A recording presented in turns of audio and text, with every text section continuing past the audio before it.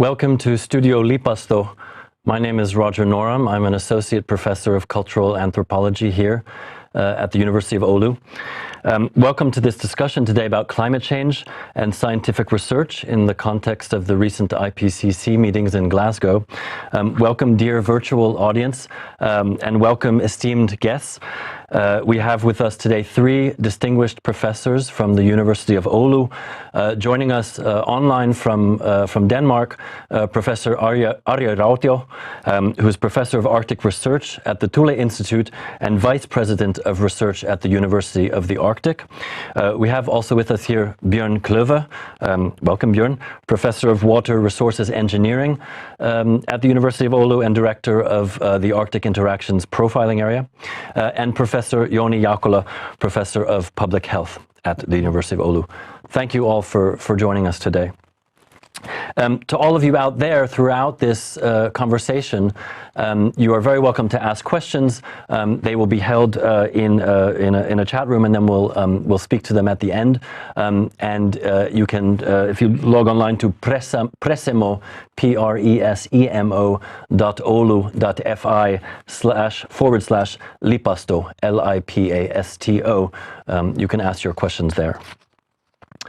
We'd like to start this morning with Professor Arja Rautio.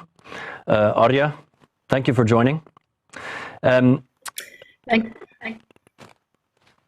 I wanted to ask Arja, we're part of a wonderful leading international university here at Oulu, and we're, as a planet and as a community, facing some really important, challenging questions about the environment and about the climate. And I wanted to ask you in particular how valuable scientific research, university research is for decision-making in particular on climate change at both international and national levels. So thank you very much for giving me the opportunity to participate today and afternoon to all of you. So I think that it's even more and more important to share the information and science-based knowledge to the politics and the people who are making the decisions in our own municipality, our own country, and also more globally. And nowadays, I think that we are also talking a lot about different type of the knowledges. We have the scientific-based knowledge. We need that for the decisions, but we also need to have a different type of the knowledges included. At least many of the policymakers or those who make the decisions for the funding, they are also they want to have the indigenous knowledge. They want to have also the local knowledge and also the citizen science included. And I think that makes for us even more difficult to keep our way to talk and also translate the scientific results to all, so that it could be our voice, and also scientific-based knowledge should be included those and decisions which is made for environmental issues, climate change issues, and all the global change things which are happening in the whole globe. Thank you, Arja. Let me ask you how, I mean, local knowledge, indigenous knowledge, citizen science knowledge, scientific, researchers' knowledge, how is it possible to give voice to all of these potentially different voices in communicating to politicians, to decision makers, to policymakers? I mean, it's potentially a room full of maybe of disagreement even. I mean, how can researchers kind of privilege all of these different voices to give a sort of clear message that you want to give ultimately to people who are making decisions? I think that the most important issue is so that when we are doing a research, we need to integrate at the very early phase when we are planning the research, local and indigenous people. If we are talking about the Arctic where I'm working, so that's why I push very much impact to the indigenous peoples, and it's really difficult But if we don't integrate all these knowledges together when we are doing our scientific part of the knowledges and research, then we lose the opportunity to tell the big picture to the policymakers and those who make the decisions. The University of Oulu is a respected university globally in the Finnish intellectual community and in the region of northern Ostrobothnia and the city of Oulu. What sort of work, what sort of research is the University of Oulu doing specifically to inform policy on the environment, the local environment, the Finnish environment, and globally? So I think that we are like a hub or key spot in many issues, especially the field where I know the best the Arctic issues. So that when we are talking about the different Arctic networks, like University of the Arctic, for example, it has connections to the policymakers in European Union. It has also the possibility to discuss through the Arctic Council issues to those who make the decisions concerning the 8 Arctic countries. And I think that now we are also starting a new possibility, Arctic 5 collaboration, which is a collaboration between the 5 universities in Umeå, Luleå, Tromsø, Rovaniemi, University of Lapland, and Oulu. So I think that there are the different type of the possibilities through these networks, and which all are existing in University of Oulu. And I think that also those instruments concerning for example, the funding possibilities with the European Union, like Horizon Europe. We are part of the European Polar Board and also many of the international networks like Interact, so that we can have the different types of the ways to have also the University of Oulu voice out in connection of the impacts of our results, but also when we are thinking about the future challenges and future ways to do the research. And I think that it's an excellent possibility for the University of Oulu to be in very many ways in different networks and also connected to the not only the Arctic and Nordic countries and the Europe, but the whole globe. And I think that is also the one of the thing. And there are also the possibilities to be involved, like Northern Dimension Institute, which is a more political network. And I think that there is a lot of possibilities also, which we have not opened yet, but we have already existing many of those ways to have the scientific knowledge to be known in the policymakers and also have our voice in the scientific world. Thanks. You mentioned University of the Arctic. You mentioned the Northern Dimension Institute. Oulu is in many ways an Arctic university, but why is the Arctic such an important region for observing and sort of understanding kind of global climate change? I mean, the Arctic is one region. There are many different regions in the world. Why is the Arctic such an important place to study? I think that the Arctic is, of course, it's a politically interesting area because there's a lot of minerals and other possibilities. And I think that the climate change has also opened new ways to be, for many countries to be active in the Arctic regions.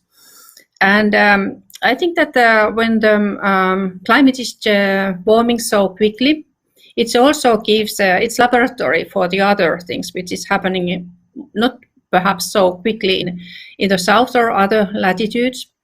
But I think that now the Arctic is extremely important when we are looking all those things which can be happening due to climate change, environmental change, and also the global change, because there are coming a new fly-in, fly-out workers and other things, so that it's such kind of the way to have the discussion much more than earlier. And I think that the Arctic Council is having a more power than it has been earlier. I have been following the Arctic Council. I think that work in different working groups at least 10 years or more. And I think that it has huge impact through many of the project activities also to the national level. So I think that all these things, they make the Arctic more attractive and fascinating scope to many of the countries. And I think that it's also important that the European Union is an observer of the Arctic Council. And for example, now during last year, European Union has established an office in Nuuk in Greenland. And it's also one way that European Union will follow what is happening and also have more collaboration in the Arctic countries. Thinking a bit about the importance of the IPCC, the Intergovernmental Panel on Climate Change, obviously the Arctic has a lot to say to the IPCC about the Arctic region, of course, but about the planet more globally. But thinking a bit about the importance of sort of the working groups and publications of the IPCC, could you say something briefly just about how decision-making, how scientific research is taken into account in decision making? Kind of walk us through how I go from being a researcher in the field with an observation, a hypothesis, a conclusion, and a decision being made at the highest levels of government to affect kind of climate governance. At least in the Arctic Council, which I have been followed the longest period or involved, I think that the IPCC and all the climate change and environmental change issues, they are really important. And many of the projects and the actions which have been decided, they are based on that. And I think that it is very much accepted, of course, because it's a political issue.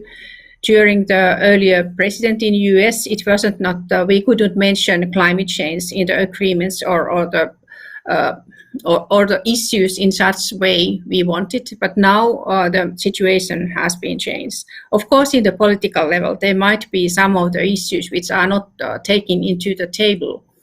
But at least thinking now when Russia is chair of the Arctic Council and it's followed by the Nordic countries, Norway, Denmark, I think that it will be the one of the leading theme to follow the issues and also putting attention to those.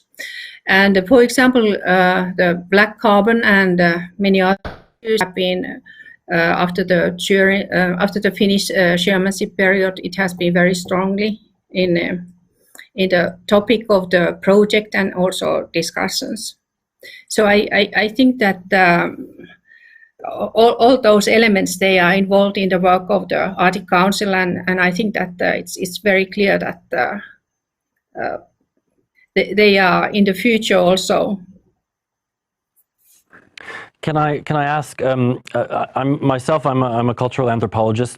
As a citizen and as a consumer of media, I can very much understand how big international organizations would take a, say, quantitative natural scientist quite seriously in sort of wanting to find out what's happening to the planet. Do you find that some of these larger international organizations take social scientists seriously? When they speak about sort of how kind of the effects that climate is having on people's everyday lives? I think that now it's needed to take much more seriously and put very much highlighted. And of course, when we have, for example, Arctic Science Ministerial, we had a very nice. I think that more than 300 different research projects were covering there. And one of the agreements with all these countries which were participating, there were around 30, so that they just put their names on the paper where it was very clearly saying that it's needed to have a transdisciplinary, it's needed to have the social scientist with, and also it is needed to have the traditional knowledge and also the local and indigenous people involved into the projects. And so that there could be also the ethical principles much more highlighted than it was in earlier. And also, I think that the important issue is, I think that it was my answer to the first question. It was having this community involved in the process, so that community-based participatory approach.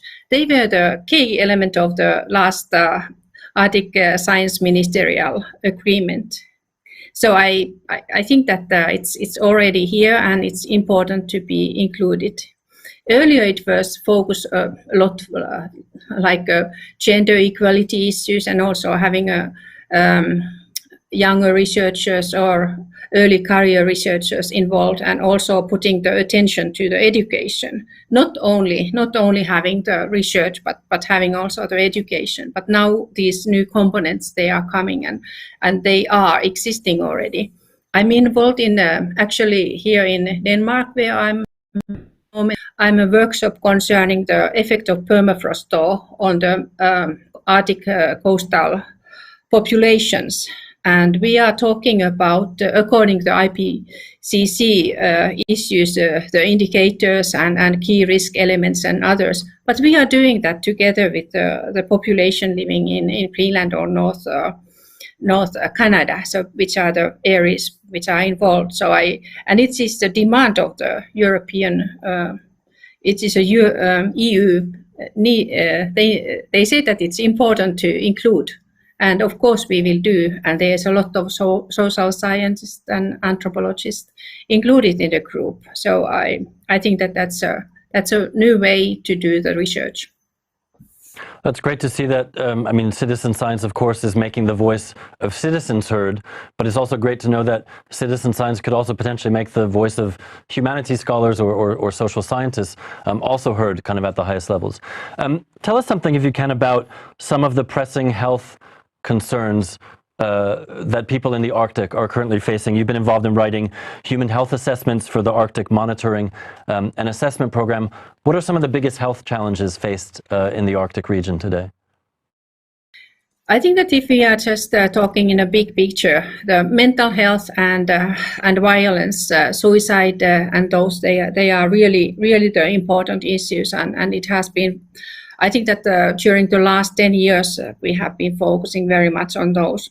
But thinking about the Arctic Monitoring and Assessment Program, which is focusing on the contaminants, and so that one of the issues we are now very much worried is what is in the permafrost, what is in the inside of glaciers when they are melting. We know that there is a lot of mercury, and there are also the other environmental contaminants included. But of course, there are the microbiological agents like anthrax, which was found in one of the epidemic in Russia a couple of years ago concerning the reindeers. But I think that the most important issue is, of course, when connected to this type of the climate change issues, when we are talking about the food security issues, but of course the change to the Western type of the food, so that there's a lot of that kind of issues. But of course we have the old diseases like tuberculosis and so that which is still going very, very strong in some of the regions and so. But I think that in general it's a big change of which is happening in a global society. It's also one which is stressed the people living in the Arctic. Thinking maybe a bit about the Finnish context in particular, you're a nominated Finnish expert on the Arctic Council, working on human health and sustainable development. Can you tell us something about what Finland is doing in concrete terms to help with sustainable development in Finland and maybe outside as well? I think that Finland has very strong for example, in the environmental protection, so that the black carbon, I already mentioned that. Finland has been very strongly also participated in the mental health and suicide prevention issues, and also, for example, in the One Health project, which is the health of the environment, wildlife, and humans, which is really, really important to have all these components together, especially now when we have the zoonotic diseases and also the presence of the new species coming to the north. So these are some of those which are now ongoing, and of course we have. In the economics, we have some of the projects going on, and Finland has put attention also very much about the communication, so that ET technology and how to have the possibility to have the online connections and what are the challenges in that. One of the important issues which has been carried on last years is the education. So that the basic education, and especially so that it could be taken into the traditional knowledge and those indigenous groups, like the connection is very strongly, for example, in Russia. One of the ongoing projects is a biosecurity, which is concerning the contaminants and infective agents in permafrost, and also the migratory birds, so that Finland is also participating in that project. So that I think that it's a rather large group of the different type of the actions which Finland is working. And the last one, I think that it was coming about the gender equality issues. It has been also, Finland has been participating all these 5 earlier projects concerning the gender equality. It sounds like Finland is extremely active.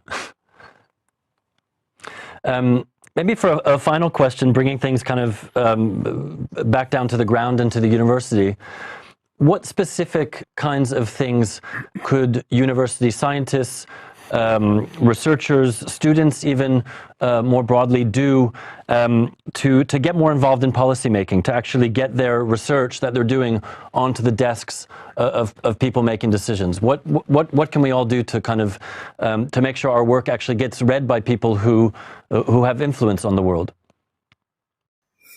Of course, as a teachers, we need to teach the skills, but I think that it's also how to learn the language in a political way, so that we need to have the policy briefs, we need to make videos, we need to tell our research. We have always enough information to tell something, so that we cannot say that we need to collect new ones, but we need also to be in a way and saying the results in a normal language that people can understand what we are talking. Wonderful. Arja Rautio, thank you very much.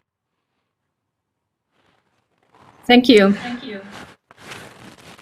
And now we have a special surprise for our audience. Arja mentioned the importance of getting involved and suggested sort of being creative. It's not every day that you hear of university scientists making rap videos, but that's exactly what we have for you now. This was a collaboration. It was a rap video that was launched last year called Prospects. It was a collaboration between graphic designer Joona Moilanen, cultural anthropologist Simo Sarki, based here at the University of Oulu, with some help from some other colleagues, myself and Elise Leppi, a geographer based here in Oulu, as well as Alice Eldridge, who's a lecturer in music technology at the University of Sussex, and it was a sort of attempt to bring together art and science and some really great rapping. So let's have a listen.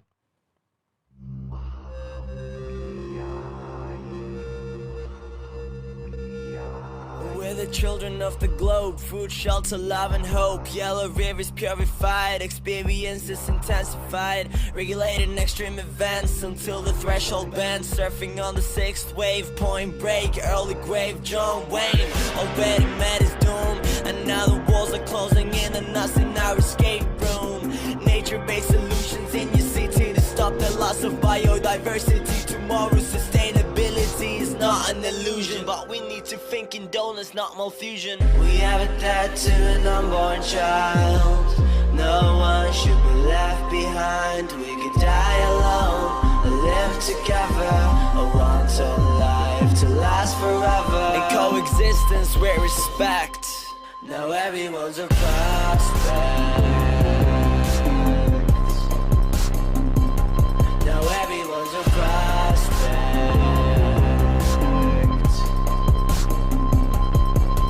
Though in permafrost, methane found, infra lost. If the sea levels rise, it's the feedbacks that will roll the dice. Impacts on the radar of the grid. Cost of our inaction and the choices that we did may produce a systemic shock. I'm your only rock, your home, that's on the clock. You melt me drop by drop and it's enough. Repeating all mistakes and bad romance awakes. Be chill but be aware that we're playing truth or dare. With knowledge and imagination, let's create innovation to concrete mitigation, and this is your invitation. We have a debt to an unborn child. No one should be left behind. We could die alone or live together, or want our life to last forever. In coexistence with respect. Now everyone's a prospect. Catch a wind like fire, grey world on funeral pyre. Now everyone's a prospect. Inspire change, not to fall. Cooperation on the ball. Spills, diamond drills, oh my god, you give me chills. Have we passed the point of no return? Ice descends and fossils burn. Arctic as a living museum becomes a heated mausoleum, and the Northwest Passage is revealing new sands. Native lands in foreign hands, things we cannot understand. There were people way before Davy Crockett, going home with someone else's culture in their pocket. Kingdoms come and throw shame. Sound a drum for the new age. Local knowledge for our guidance. Our common future in alliance.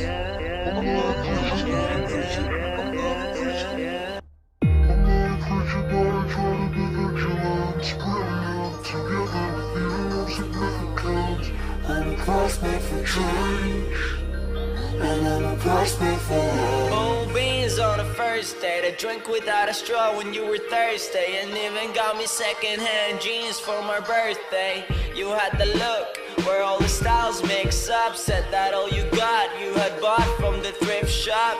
You feel so real, so I know it's no plastic. Show me how to make a change a bit by bit, fantastic. I haven't had beef in more than a week, and when I rise meet, you're my local coral reef. I believe in tomorrow and the things that we are, so take my hand and let go of the grief and the sorrow. I worship you like a god, my planet Gaia. You are to me like the sun for the Maya. You'd rather take a bike than a rental. Environmental inside your heart, show me what in life's essential. There must be a way, cause today is the time. I'm a prospect for change and I must be for life. I'm not a preacher but I try to be vigilant. Brilliant, together with you I'm significant. I'm a prospect for change, and I'm a prospect for life. Yeah, I'm a prospect for change, and I'm a prospect for life.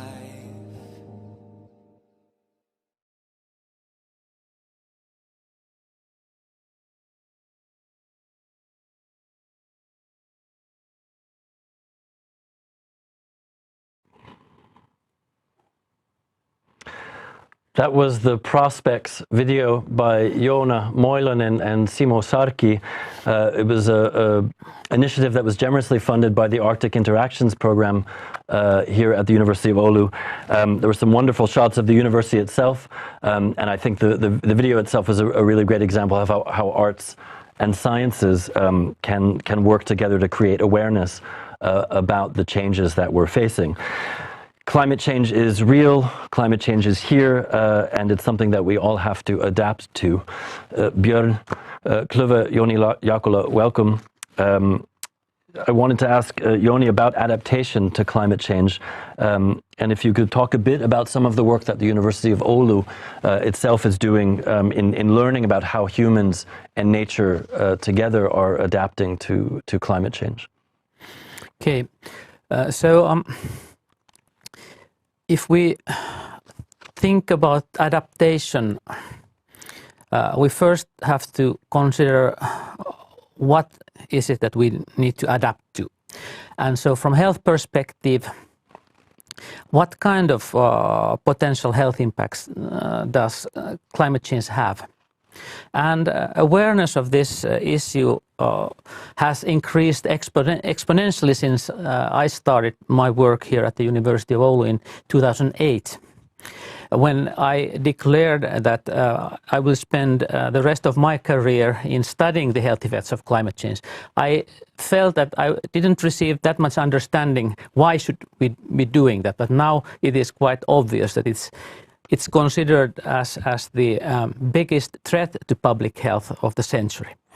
And so we have to deal with the direct effects, which are rather obvious, for example, heat waves and increasing temperature, which has been shown to have direct health effects. But at the same time, we also have to understand the effects mediated by ecological changes, and finally also the ones that are mediated via socioeconomic changes in societies and culture. So the adaptation also has to kind of address all those three types of effects.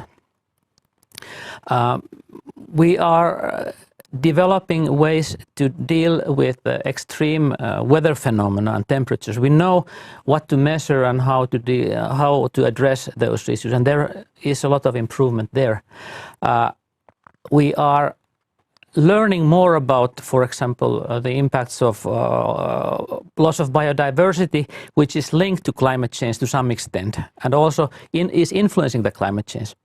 But we know less about the more complex issues. We have more hypotheses but less evidence. For example, how is the climate change going to influence a society? What are the major health impacts from those changes? For example, migration, influences in conflicts and potential health effects. So it is a broad scale of factors that we have to deal with. Of course, we can say, okay, we know enough about the adverse health effects that we should start to do more intensive mitigation. And at the same time, we have to address those different health effects, and we have to adapt to the inevitable change that is already taking place during this century. Okay, so this complexity and these sort of multiple kind of pressures and effects kind of coming together is itself a sort of something that has to be dealt with and understood. Bjørn, scientific research is clearly key to sort of understanding these changes and the effects on these changes. How valuable is the scientific research being done at Oulu University itself on the sort of complex changes and the effects of climate change on both nature and humans? Well, I think it's a valuable contribution we are doing to the climate change aspects, and to understand the climate change on let's say the physical environment and the ecology and the humans and the societies, and how we should react and adapt to these changes. When that's said, of course, climate change, there are other changes too, and to see these into a context also is important. But I think our University of Oulu has a broad program that works on climate change, and is part of the focus area of the university also. The university is doing a lot in sort of in funding high caliber scientific research. One of the focuses of the University of Oulu going forward through its new UNIC post-industrial cities European University Consortium is to focus on engaged science, citizen science as it's also known. Indeed, one of the focuses of the new Arctic Interactions and Global Change Profi 6 program, Biodiverse Anthropocenes, is to focus on transdisciplinary citizen science. what kind of opportunities are there at the University of Oulu for people interested in science from outside the university, not just to understand what we as researchers do here, but actually to get involved in the kind of research that we do? How can people from outside the university engage themselves, kind of learn about what we do and contribute to what we do? Jouni? Well, that's a good question. I think it's becoming more relevant when we start to talk about climate change mitigation and adaptation to climate change, because that's where the change needs strong participation from the citizens, as well as we have to understand what are the best ways. We know how to mitigate climate change, but what are the most acceptable and just approaches to it. And then I think actually there is urgent need to go into citizen science and engage the citizens. Otherwise, there is no way forward in science. So I think there is the motivation partially comes from the fact that we have to understand the feelings of the citizens and what are the possible ways to, for example, make the big transformation in the society that is really needed if we want to deal with climate change during this century. Despite sort of all of the efforts that universities make to disseminate their research, to communicate the importance of research, there's still a lot of skeptics out there, right? This is a time of climate denial. It's a time of anti-vaccination movements. It's a time of conspiracy theories. What kinds of things do you think scientists can do to fight the misinformation that's out there in the public that often serves to kind of undermine what we do as scientists? How can researchers promote the kind of positive values of scientific research in the public eye for the betterment of the public? Bjørn? Well, I think the scientists have a role of course, this is a very difficult question because we are living in this area of unfortunate area in a way of change in how people view perhaps even science. But I think scientists have the responsibility and the duty to kind of first of all do research and tell about the research, the causes and effects that are linked to climate change, and then the cascading consequences to the natural environment and the human system, and inform about how this is seen and what are the consequences, what are the risks related to this. So I think of course we do research on it, but we have to also communicate, get into a dialogue with public on this, and hopefully that will bring some wise words to the public and to decision makers. Okay. I wanted to ask you both a bit about your own research. You're both very well respected scientists who have done a lot of really interesting and important work. Jouni, you're part of a large multinational network studying the effects of weather and air pollution on people's health in, is it 48 countries? Yes. Obviously, sort of respiratory illness is something that we've all become very familiar with over the past 2 years.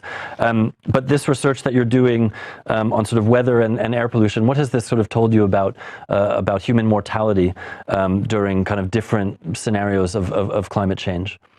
Okay, so yes, I have been working within this consortium, and I'm currently also a member of the scientific committee of this network. And so we have been addressing the issues of weather and air pollution on mortality. And we have learned a lot. We have been able to quantify both weather parameters such as temperature and air pollution impacts on mortality. But with respect to climate change, we have been kind of making real progress in developing ways to project future mortality effects of climate change under different climate change scenarios. So what we are trying to say is that we can consider different climate change scenarios. We don't have to claim that the effects will be like this, but we pose a hypothesis. If the climate change scenario is like this, what kind of effects of, for example, heat and high temperature are expected on mortality? So, and last year we presented results on the effects up to date of climate change and global warming on mortality. And we showed that according to our estimates, close to 30% of the current temperature mortality is actually due to climate change up to date over the past 3 decades. And this actually raised a huge amount of interest in the media. And so actually one of our papers in Nature Climate Change was the top in altmetric score, indicating the interest in these results. Bjørn, you're a professor of water resource engineering. For those out there in the audience who are not hydrologists, including myself, why is observing and modeling how water functions in catchments, for example, better, kind of important for understanding climate change? Kind of respiratory illness, I can sort of understand on a sort of personal level, but sort of water catchments, yeah. Well, I think the importance of water is that water is linked to so many things in the society, and starting from where people choose to live, and water is evidently very important for every one of us as to drink it.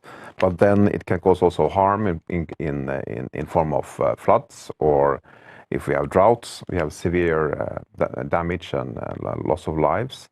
And then good water quality also has a very important role for different type of services that we use the nature for example, clean rivers, clean lakes. So water plays a very important role in the you could say natural environment, but also for humans. So therefore understanding water resources is quite important. And of course water and climate systems are also closely linked, because the water comes from the sky, and the hydrological cycle is kind of the next cycle after the climate cycle, which is and water is involved in the climatic cycle also. So it's a very tight coupling there. So thinking about water in maybe river systems, what is your research on rivers, on water, sort of shown about how climate change is taking place in the Arctic? Well, in the bigger picture is so that with climate warming we get more precipitation in the north. So in a way we can expect perhaps even higher variability also of water flows. Then changes in river ice can occur also. What's also important for rivers is the tendencies of how humans control rivers are also changing. For example, we see with more renewable energy being used, we need more rivers for hydropower regulation, for example, because hydropower regulation is something that controls really the regulation of energy. So it has different effects. Of course, the ecology also is influenced a lot with increasing temperatures. Okay, so I mean, a really good example of some of the complexity that Jouni mentioned, the sort of links between energy systems, water systems, and climate systems is really important to sort of understand, not just on their own, but as kind of as systems that have to kind of interact with one another. Yes, and it's also quite important to study the combined effects, which are getting really important in, we call this nexus studies, where we look at how land use, how energy choices, and how water resources are linked, and that can be done on a catchment scale, on Finnish scale, or a global scale. Okay. Jouni, thinking about sort of different sort of systems and how they interact, you're doing work on the effects of greenness and the effects of air pollution on respiratory disease. Again, something we know quite a lot about now, and their links to possible environmental changes. I wanted to ask if you're seeing a marked change, thinking again about the sort of individual level, if you're seeing a change in how we breathe as humans based on whether we're in sort of open nature or in polluted spaces, or sort of bodies, our bodies changing to kind of to cope with these new challenges that our bodies are facing. So first of all, greenness, loss of biodiversity are new issues from health perspective. I would say that we are now in the same position of understanding of these effects as we were with respect to climate change 10 years ago. So I expect a huge increase in knowledge related to this. And the University of Oulu profit funding from the Academy on biodiverse Anthropocene, I think, is helping us to kind of getting our knowledge and understanding together. And so we have been recently, I have very fresh results from the Helsinki metropolitan area, where we seem to there seems to be an association between the amount of greenness and the risk of developing asthma and allergies. So that greenness has seemed to have some sort of protective effect on our airways. And why so? So one explanation that we haven't explored yet is that it could somehow moderate the adverse effects of air pollution. Although the air pollution levels in Helsinki metropolitan are internationally low, but we have been able to show adverse health effects from air pollution on those levels as well. And there possibly the cold climate plays a role. But anyway, so we are really now getting into this area and doing some quite exciting observations. And has the COVID-19 pandemic given you more interesting data, research to work on, or has it just made your life a lot more difficult? Actually, I think one of the fundamental effects of COVID-19 to science has been the increasing awareness that we are really facing some global challenges, and we are on the same planet and we cannot escape that fact. And of course this goes also to the issues of climate change and loss of biodiversity. So that is some sort of a general impact of pandemic. But yes, we have even studied the spread of COVID-19 with respect to weather phenomena. And there is also an increasing interest, for example, in the effects of air pollution on the spread of COVID-19. So there is a link to both climate change and atmospheric pollution with respect to spread of COVID-19. Thinking a little bit more about the individual level of kind of coping with climate change. Another piece of research that you're working on looks at the holistic effects of climate change on Sami groups in the north. Are indigenous groups somehow more resilient to climate change, more vulnerable to climate change? And what can maybe the rest of the planet learn from, say, for example, the Sami about how to cope with the changes that we're facing? Okay, so first of all, it's well recognized that the climate change is about 2 to 3 folds more intensive in the Arctic region than on average globally, which means that the environmental change has already taken place and it is going on faster and faster. And from our studies on the Sami reindeer herders, we have seen that the reindeer herders have made this type of observations of environmental change for about 2 to 3 decades already. Yes, the Sami are definitely more vulnerable to the effects of climate change. First of all, because of the intensity of it, but also because of their dependence on the nature and closeness with the nature. And that's where the holistic effects come into picture. So of course they would experience similar direct effects of, for example, heat and climate extremes. But there is also the change of the environment that is influencing in their way of life, which then potentially has effects on culture. And what Arja Rautio was referring to was the impacts on mental health. So those are the type of effects that are expected or anticipated among the Sami. Definitely, this is something that we have to be very cautious about. Going back to something else Arja was speaking about, the IPCC report and the sort of engagement of scientists with sort of decision making and public policy. Bjørn, you've been part of the IPCC report as a contributing author and expert on groundwater. What was it like to be part of this kind of, momentous, renowned global initiative, working with other scientists to produce something, that might change the planet? Well, it was quite interesting. Of course, I have been involved in different projects before, quite big ones on groundwater in general and climate change. But this was kind of a smaller group of scientists still. And but the process was quite interesting on how it was developed into the final version that is now will be published later this month.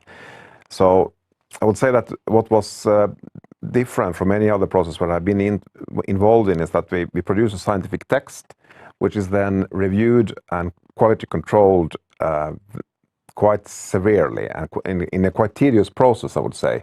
So we had to go through many rounds after producing the text where very small changes were made.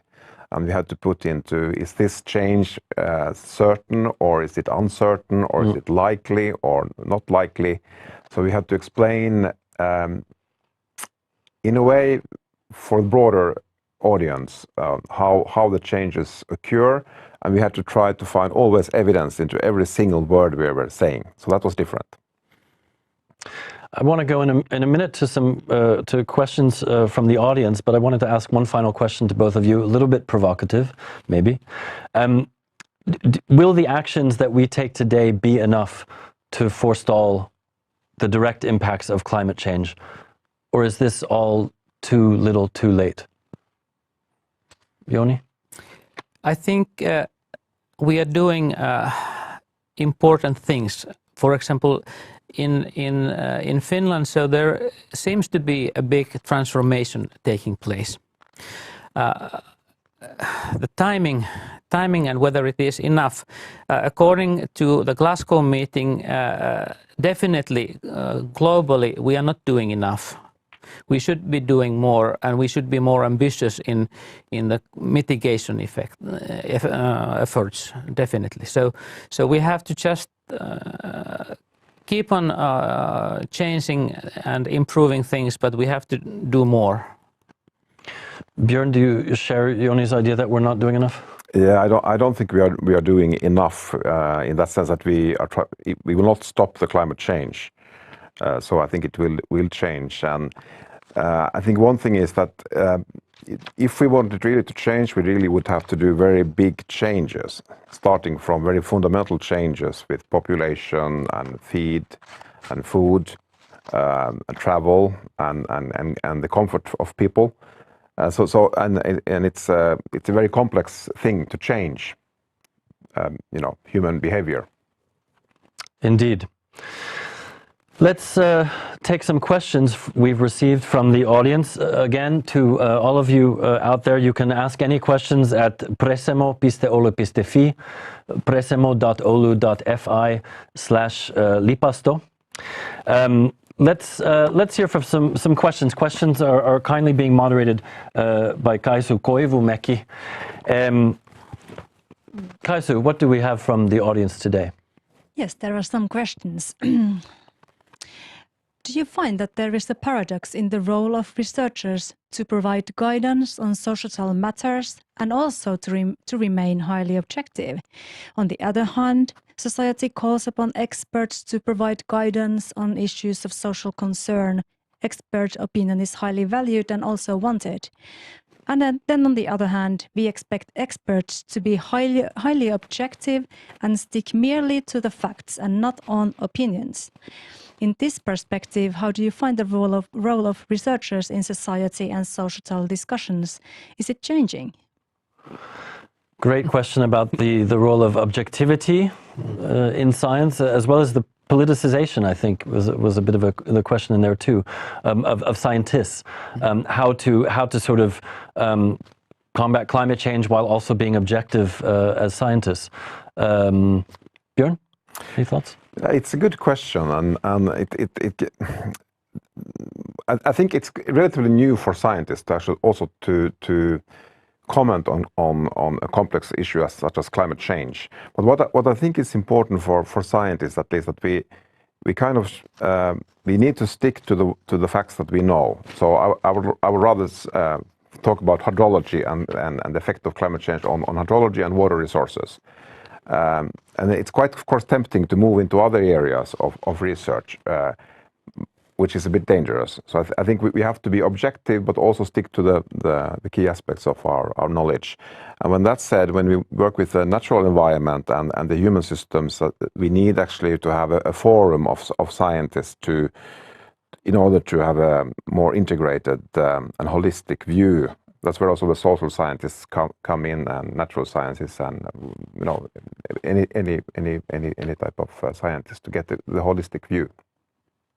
Jouni, as a public health scientist yourself, what's your opinion on the sort of objectivity of scientists while actually also doing something in the world?